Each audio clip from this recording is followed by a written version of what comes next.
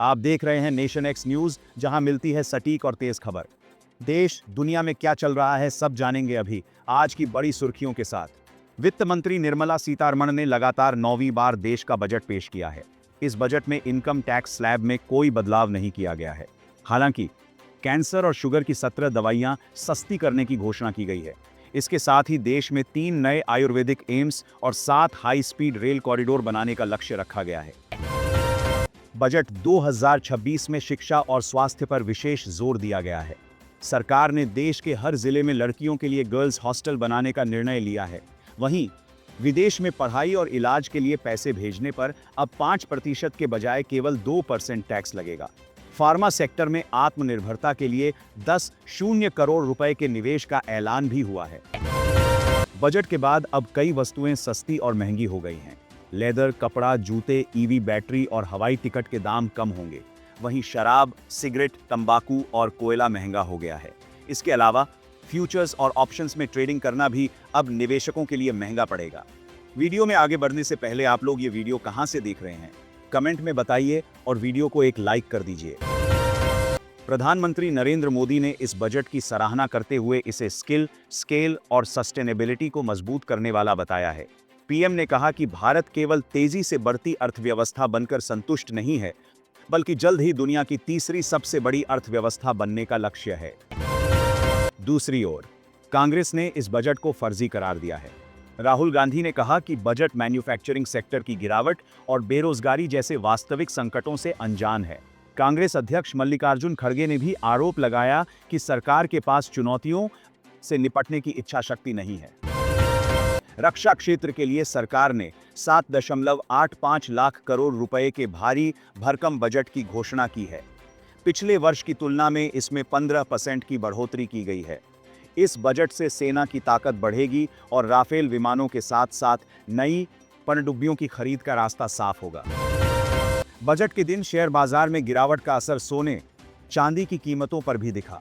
चांदी की कीमत 2 दिनों में 1.36 रुपए घटकर 2.65 लाख प्रति किलो पर आ गई है। वहीं सोना भी 31 रुपए सस्ता होकर 1.38 लाख प्रति 10 ग्राम के स्तर पर पहुंच गया है। वित्त मंत्री ने दिव्यांगों के लिए दिव्यांग जन कौशल योजना का ऐलान किया है। इस योजना का मुख्य उद्देश्य दिव्यांगों को उद्योगों के अनुकूल प्रशिक्षण देना है ताकि वे सम्मान के साथ जीवन जी सकें। सरकार ने इसे सामाजिक न्याय की दिशा में एक बड़ा कदम बताया है। फरवरी महीने से आम आदमी की जेब पर असर डालने वाले कई बदलाव हुए हैं। सिगरेट और तंबाकू के दाम 40% तक बढ़ गए हैं। वहीं कमर्शियल गैस सिलेंडर 50 महंगा हुआ है। हालांकि सीएनजी और बायोगैस की कीमतों में कटौती की घोषणा से परिवहन सस्ता होने की उम्मीद है। दिल्ली स्थित राष्ट्रपति भवन का प्रसिद्ध अमृत उद्यान 10 फरवरी से 31 मार्च तक आम जनता के लिए खुलेगा। लोग सप्ताह में 6 दिन सुबह 10 बजे से शाम 6 बजे तक यहां भ्रमण कर सकेंगे। इसके लिए ऑनलाइन बुकिंग के जरिए फ्री एंट्री टिकट उपलब्ध होंगे। पश्चिम बंगाल की मुख्यमंत्री ममता बनर्जी ने बजट को दिशाहीन बताते हुए तीखी प्रतिक्रिया दी है। उन्होंने आरोप लगाया कि बजट में बंगाल के लिए एक भी पैसा आवंटित नहीं किया गया है। उन्होंने रेलवे के 3 नए कॉरिडोर बनाने के वादे को भी पूरी तरह झूठ किया गया है।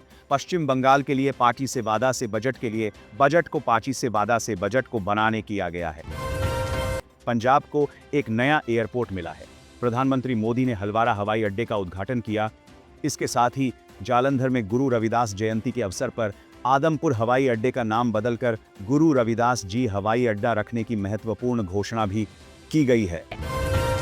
उत्तर भारत के राज्यों में मौसम ने करवट ली है। राजस्थान, यूपी और हरियाणा में वेस्टर्न डिस्टर्बेंस के कारण ओलावृष्टि हुई है, जिससे खड़ी फसलों को भारी नुकसान पहुंचा है। महाराष्ट्र की राजनीति में नया खुलासा हुआ है। एनसीपी नेता जयंत पाटिल ने दावा किया है कि अजीत पवार और उनके गुट के बीच विलय को लेकर 10 बैठकें हुई थी। उन्होंने बताया कि 12 फरवरी को विलय प्रस्तावित था, लेकिन बदलती परिस्थितियों के कारण यह संभव नहीं हो सका। खेल जगत को बढ़ावा देने के लिए सरकार ने खेल उपकरणों को सस्ता करने का फैसला किया है। खेलो इंडिया मिशन के तहत देश भर में नए प्रशिक्षण केंद्र और एकीकृत प्रतिभा विकास कार्यक्रम शुरू किए जाएंगे, जिससे उभरते हुए खिलाड़ियों को सीधा लाभ मिलेगा। भारत अब दुनिया का बड़ा सेमीकंडक्टर हब बनने की ओर अग्रसर है। बजट में इसके लिए 400 करोड़ रुपए का विशेष प्रावधान किया गया है। टेक विशेषज्ञों का मानना है कि इस निवेश से देश की बड़ी टेक कंपनियों की किस्मत चमकेगी और विदेशी निवेश बढ़ेगा। तेल आयात के मोर्चे पर भारत ने अपनी रणनीति बदली है। अब भारत ईरान के बजाय वेनेजुएला से कच्चे तेल की खरीदारी करेगा। अमेरिकी राष्ट्रपति डोनाल्ड ट्रंप ने इस डील की पुष्टि की है और चीन को भी इसी तरह की डील करने का सुझाव दिया है। घरेलू एयरलाइन सेक्टर में प्रतिस्पर्धा बढ़ने वाली है। इंडिगो, एयर इंडिया और आकाशा एयर अगले 2 साल में कुल 240 नए विमान खरीदने जा रही हैं। इसका मतलब है कि हर महीने करीब 10 नए विमान बेड़े में शामिल होंगे, जिससे हवाई यात्रियों को सस्ती टिकटें मिल सकती हैं।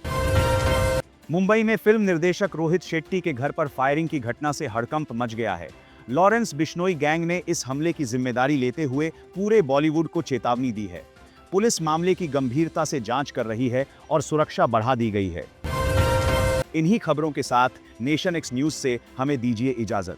जुड़े रहिए हमारे साथ। नमस्कार।